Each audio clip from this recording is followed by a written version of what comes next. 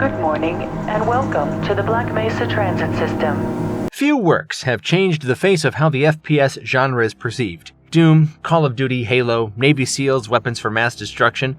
Seriously, this dude looks like he's shooting himself in the foot. More than Half-Life. It's so good, modders remade it with Valve's approval. So for our indie game spotlight, let's look today at the masterpiece that is Black Mesa.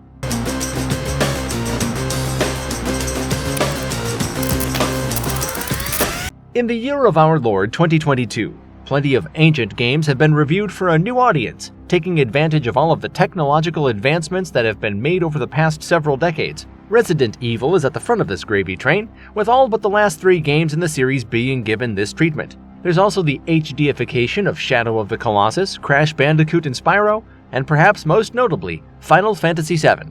On this increasingly long list of beloved classics that have been brought into the modern era, only one was completed entirely thanks to the dedication of its fans.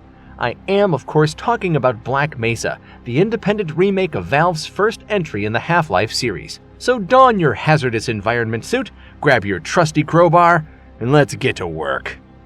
Valve released a rebuilt version of the original Half-Life to coincide with Half-Life 2. The project was called Half-Life Source, and it was built on the same source engine that powered the incredible Half-Life 2. The fresh physics and new presentation elements were certainly welcome, but there was no effort put towards actually remaking the game. All of the same textures and models from the original game were present, and this brought Half-Life Source down in reviews. But everyone's favorite wizard and president of Valve, Gabe Newell, seemed unfazed. In his words, a fan-led, ground-up remake was not only possible, but inevitable.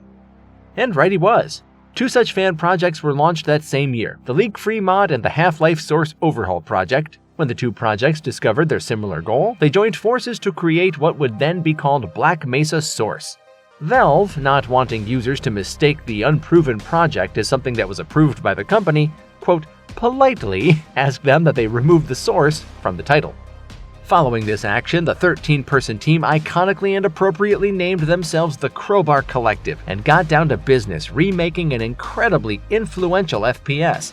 A mostly complete version was released as a free download in 2012, a Steam Early Access version was released in 2015, and the final complete commercial version became available in 2020. As you can see from the gameplay, it's pretty friggin' rad. In comparison with the original game from 1998, it really is an incredible feat. The once flat textures and wooden NPCs have been replaced with an impressive lighting system, fresh textures, and character models that aren't exactly current-gen, even for 2020, but they're undoubtedly much better than the cartoonishly stiff ones Half-Life fans are used to. This game really is a faithful remake, right down to the excruciatingly long intro sequence. You could step away, make a sandwich, and eat it while watching this week's S35 Gaming News Blast, followed by our God of War Ragnarok video, and still have time to spare before they let you off that damn tram. I'm not speaking from experience, of course, that's just what a friend told me. I always pay attention to the entirety of my video gaming duties, Mr. Producer. I promise. Once you've seen all of the wonders of Black Mesa and are let into the facility proper, your first duty is to enjoy the sick rock theme you get when you put on your HEV suit, and then the game really begins. If you're a fan of Half-Life, you know that the game devolves into a headcrab-infested nightmare in short order. When protagonist Gordon Freeman's job of introducing anomalous material to a massive experimental machine called the Anti-Mass Spectrometer goes horribly wrong, the ensuing meltdown causes an interdimensional rift. Unfortunately, it's not a fun interdimensional rift like the ones in Ratchet & Clank Rift Apart. No, this is the kind of interdimensional rift that allows the aggressive inhabitants of an alien dimension to cross over into our world. Armed with an indestructible crowbar and an array of guns and explosives, it's up to our 27-year-old research associate Gordon Freeman, and not, as Studio 35's founder keeps calling him, Morgan Freeman, to save humanity from being wiped out by aliens. Man, what were you doing when you were 27? Probably not saving the world. What a badass. A goddamn nerdy badass. So, Half-Life or Half-Life 2?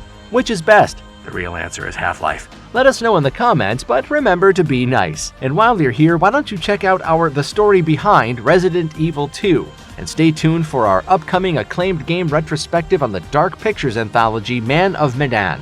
I'm Mike Golchinski, and I'll see you in the next video.